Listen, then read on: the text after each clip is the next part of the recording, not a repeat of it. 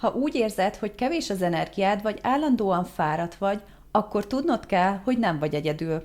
A fáradtság ellen számtalan módszer létezik napjainkban, azonban sajnos sok esetben ezek a lehetőségek kizárólag átmeneti megoldást jelentenek.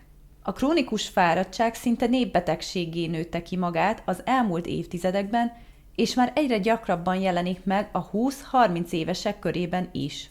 Egy 2020-as kutatás alapján a 18 év feletti lakosság közel 67%-a számolt be arról, hogy rendszeresen úgy érzik, hogy nincs elegendő energiájuk és tartós fáradtságtól szenvednek. Jó hír azonban, hogy a fáradtság ellen léteznek már kutatások által bebizonyított kezelési lehetőségek, amelyek nagy része az életmódbeli változtatásokból fakadnak. Videónkban most 6 lehetséges okot mutatunk be, ami akár a te fáradtságodat is megmagyarázhatja, de mielőtt tovább mennénk, kérlek iratkozz fel csatornánkra és lájkolj minket. Nem megfelelő mennyiségű pihentető alvás. Az alvás elengedhetetlen az általános jó egészséghez és közérzethez, azonban nagyon sokan inkább problémaként tekintenek rá. Alvás közben a szervezet számos kritikus folyamatot hajt végre, beleértve a fontos növekedési hormonok felszabadítását, valamint a sejtek helyreállítását és regenerálódását. Ezek a folyamatok teszik lehetővé, hogy reggel felfrissülten és energikusan ébredjünk egy kiadós pihentető alvás után. Itt fontos megemlíteni, hogy az alvás kizárólag akkor válik pihentetővé, ha az megszakítások nélkül történik. Az alvás alapvetően 3 különböző szakaszra bontható, és fontos, hogy az agyunk a szakaszokon gördülékenyen tudjon átmenni.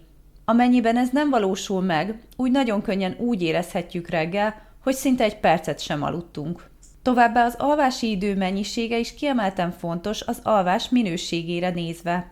A fáradtság ellen az egyik legjobb megoldás, ha legalább 7 órát alszunk egy huzamban.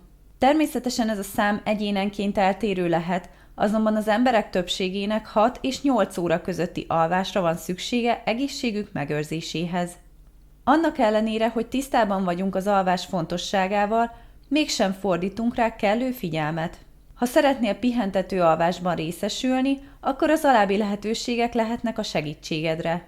1 órával elalvás előtt már ne nézz tévét, illetve ne bámuld a telefonod kijelzőjét. Próbálj teljes csöndben és sötétségben aludni.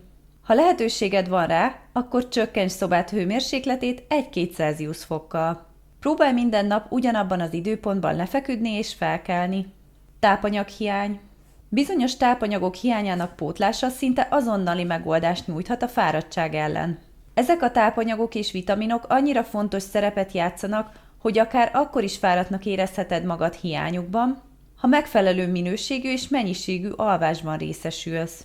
Az olyan tápanyagok hiánya, mint a vas, B, D és C vitamin vagy a magnézium, szorosan kapcsolódhat a krónikus fáradtság megjelenéséhez. A vérszegénység a világ lakosságának közel 25%-át érinti, leggyakoribb típusa a vashiányos vérszegénység. A fáradtság gyakori tüneteként jelentkezik a vérszegénység esetében, ezért a vas megfelelő mennyiségű pótlása gyors és lehetséges megoldás lehet a fáradtság ellen. Egy 2019-es angliai kutatás pedig azt találta, hogy az Egyesült Királyságban a 60 év feletti lakosság közel 20%-a B12 vitamin hiányban szenved. A B12 vitamin kritikus fontosságú az oxigénszállításban és az energiatermelésben, ezért tartósan alacsony szintje szintén állandó fáradtsághoz vezethet. Tehát ha nem szedsz rendszeresen multivitaminokat, vagy úgy érzed, hogy nem táplálkozol vitamindúsan, úgy a felsorolt tápanyagok pótlása jó esélyekkel orvosolhatja állandó fáradtságodat. Stressz. A stressz egy bizonyos szintje teljesen normális, sőt, még előnyünkre is válhat. Azonban az állandóan fennálló krónikus stressz szorosan összefügg a fáradtsággal.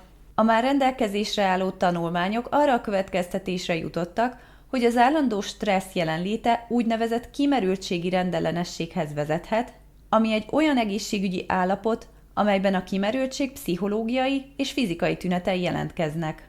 Ezen kívül a krónikus stressz strukturális és funkcionális változásokat okozhat az agyban és gyulladásokhoz vezethet, ami hozzájárulhat olyan tünetek megjelenéséhez, mint a fáradtság. Továbbá gyakran az is súlyosbíthatja a tüneteket, hogy nem tudjuk megfelelően kezelni a családunkban vagy a munkahelyünkön jelentkező stresszt. Jó hír azonban, hogy már léteznek olyan stresszkezelési technikák és módszerek, amelyek hatékonyan vehetik fel a küzdelmet a stressz okozta fáradtság ellen. Bizonyos egészségügyi állapotok megléte. Amennyiben magyarázhatatlan krónikus fáradtságot tapasztalsz, úgy előfordulhat az is, hogy a tünet hátterében egy meglévő betegség áll.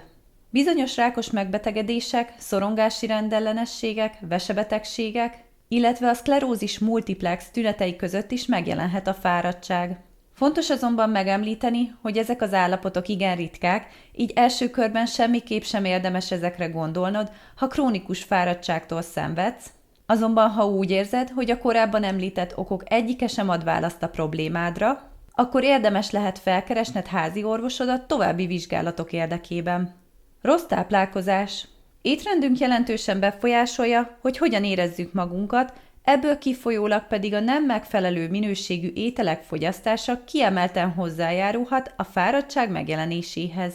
A szervezetünkben elérhető energia fenntartásához és a további kritikus folyamatokhoz elengedhetetlen a jó minőségű kiegyensúlyozott étrend követése. Amennyiben nem fogyasztunk elegendő tápanyagdús élelmiszert, úgy könnyen kialakulhat az alultápláltság, ami akár fáradtságot és kimerültséget okozhat. Sőt, ha nem figyelünk az elegendő fehérje és tápanyagbevitelre, úgy a testünk elkezdi lebontani a zsírokat és izmokat a szükséges energiaigény pótlásához. Végső soron ez a folyamat test- és izomtömegvesztéssel járhat, illetve krónikus fáradtsággal. Az alultápláltság leginkább az idősebb korosztálynál fordul elő, ahol az étvágy jelentősen csökkenhet az életkor előre haladtával, ami a kevesebb fizikai aktivitás miatt is bekövetkezhet.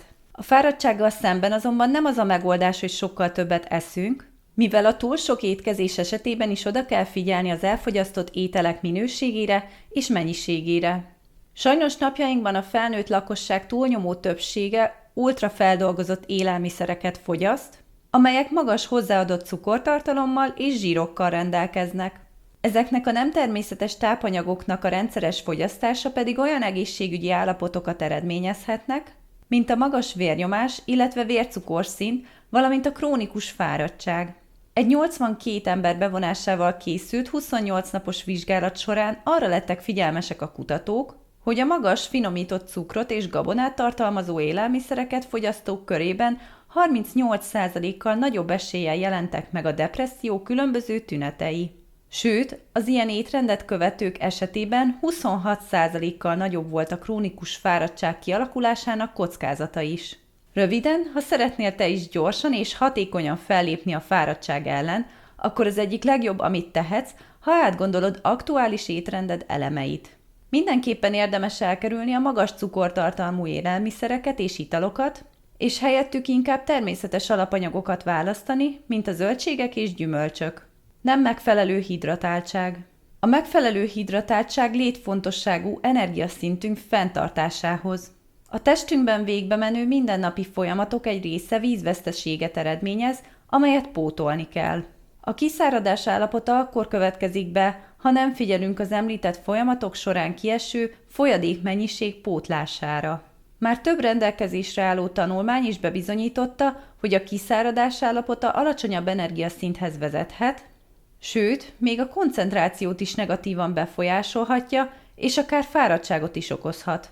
Bizonyos emberek esetében pedig akár az alvási ciklusokat is érintheti, ami csak tovább súlyosbíthatja a tüneteket. Tehát mit tehetünk a kiszáradás ellen? A tudomány jelen állása szerint egy normál testalkatú nőnek napi 2 liter vízre van szüksége, míg férfiak esetében ez a mennyiség 3 liter is lehet. Természetesen a szükséges folyadékmennyiség egyénenként eltérő lehet, azonban ha ezeket az említett irányadó mennyiségeket követjük, úgy nagy valószínűséggel elkerülhetjük a kiszáradást, és hatékonyan vehetjük fel a küzdelmet a fáradtság ellen. Összegzésként elmondhatjuk, hogy a krónikus fáradtságot úgy kezelhetjük a leghatékonyabban, ha jelentős változtatásokat eszközölünk életvitelünkben. A megfelelő mennyiségű alvás, a zöldségekkel és gyümölcsökkel dúsított étrend, illetve a hidratáltság állapotának fenntartása, mind-mind olyan tényező, ami jelentősen csökkentheti a tartós fáradtság meglétét és kialakulását. Neked van valamilyen jól bevált praktikát fáradtság ellen? Válaszodat írd le kommentbe, és ha tetszett a videónk, akkor iratkozz fel csatornánkra, lájkolj minket, és oszd meg ismerőseid között. Köszönjük megtekintésedet, hamarosan újra találkozunk!